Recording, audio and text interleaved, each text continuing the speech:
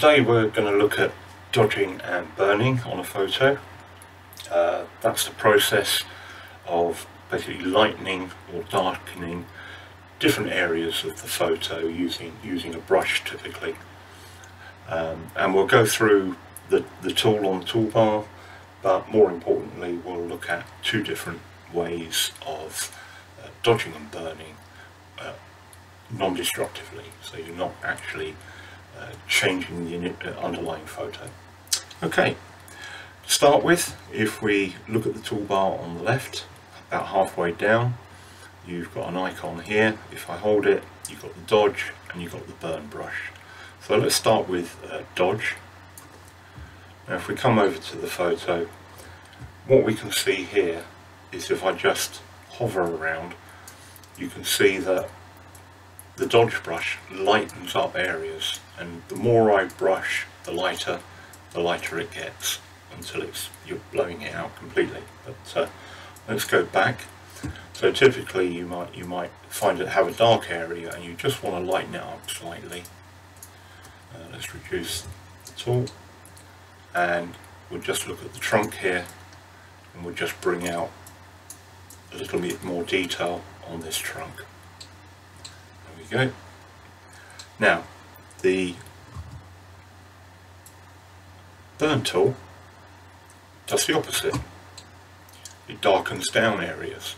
So I can come to this over highlighted area here and just gently start brushing in and making that darker. Now, two ways to control how much darkness you're adding in. One is the hardness of the brush and the other is the opacity. So if I reduce it to around 30%, basically you'll have a third of the effect. So to get the same darkness, I'd have to stroke over the picture 3 times, so it gives you more control. So I can just take this area here and darken this down in this particular area here. There we go. Now that's great. The problem is that you're working directly on the photo, and that's much harder to change later on if you feel that you've either overdone it or you need to do some more work on it. It's difficult to undo. So what we want to do is do this on a separate layer. So what I'm going to do is just go back to the start and show you another way of doing it. Right, let's look at our first non-destructive way. For this we need to add a fill layer, so we'll come up to the top, layers, fill layer. It will default to white, and what we do is click on the colour swatch, go to swatches and select grey from the list, and then pick 50%. There we go. Now it's made it grey, but it's also selected the gradient tool brush, so we'll go back to a paintbrush. If we come across, it's a fill layer at the moment, and we need to rasterize that to get it to be a pixel layer, and we'll rename it whilst we're here. So dodge and burn. And the other thing we have to do is we have to pick overlay as a blend mode. With 50% grey, it's basically see-through. You can't see any change, and I can turn that on and off and there'll be no difference to the picture. But when I start pick up the paintbrush, zoom up a little bit, and we can see straight away that with a black brush it's going to get darker, and if I just change this back to white, it's going to get lighter with a white brush. Now it's a little bit over the top there at the moment, so what I'm going to do is drop my hardness, and we can see here that basically we can just start drawing, pressing away, and it'll get lighter. It's probably a bit too hard.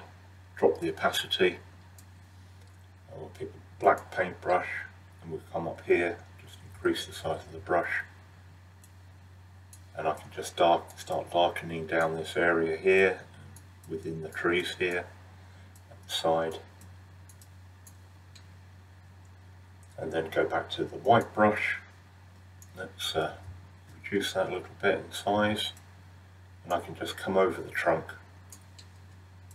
and start painting that in, and reduce the size again. I can just come up the side of this tree and come down the side of this tree here. And if we zoom back out, turn the layer off, you can see the adjustments we've made. If this part here is a bit too dark, so I can just pick my dark brush and I can paint back over. And what you can see here, if I hold the Alt key down and click on the image on the dodge and burn, it will show you I've been drawing in white and black. Now obviously that comes out as shades of black and white, depending how many times I go over it and what my opacity and hardness is set to. But basically I can darken all of this down or lighten up different areas.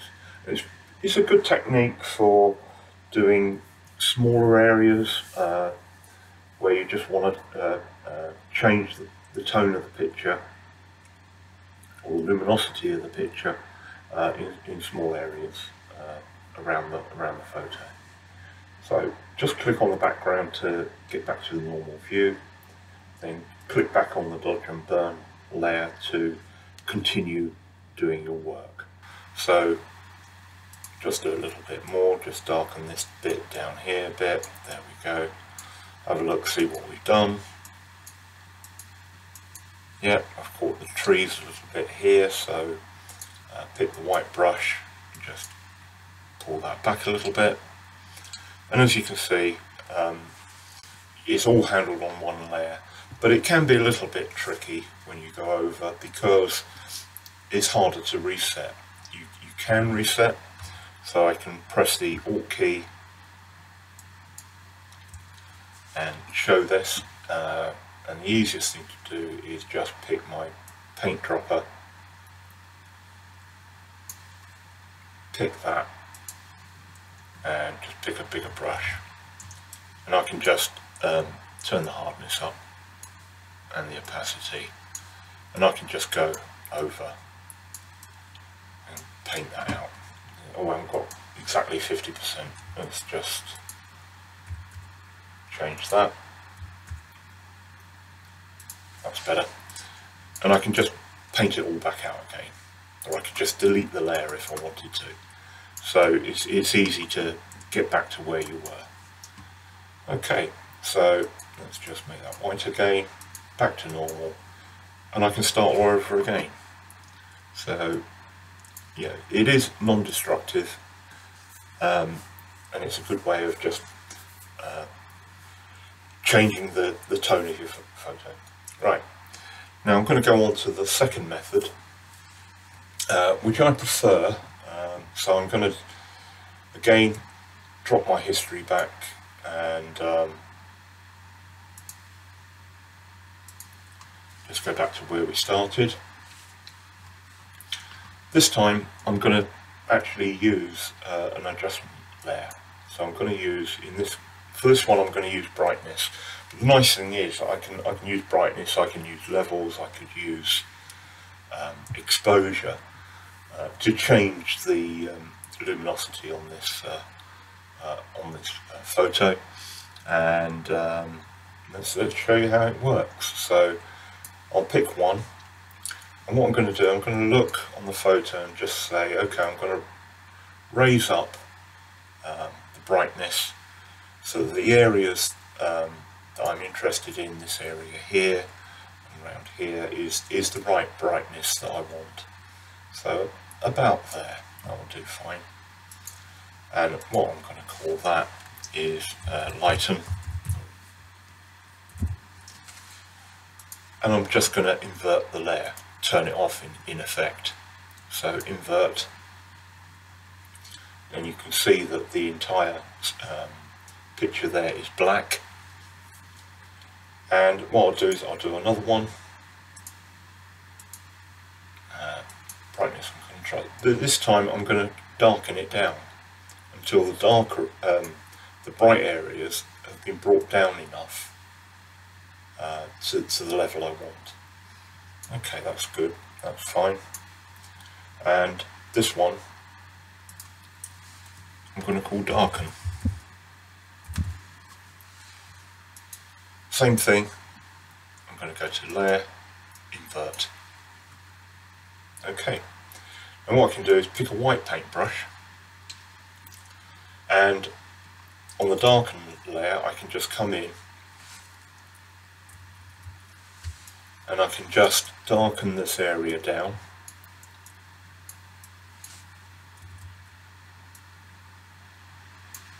But I can't go past the level I set of the darkness, so I can't go too far wrong. And then I'll pick the lighten, still with a white brush. I'm going to bring it back, this back, so I can come in here. It's a bit hard. Reduce that down a little bit. And if I've done it too much, I just pick the black and just paint it back in, and it will disappear. We'll just go back to the original lightness or darkness. So white brush again, just come in and do that gently. Let's just turn the opacity up a tiny bit so you can see what I'm doing. We can just bring it in.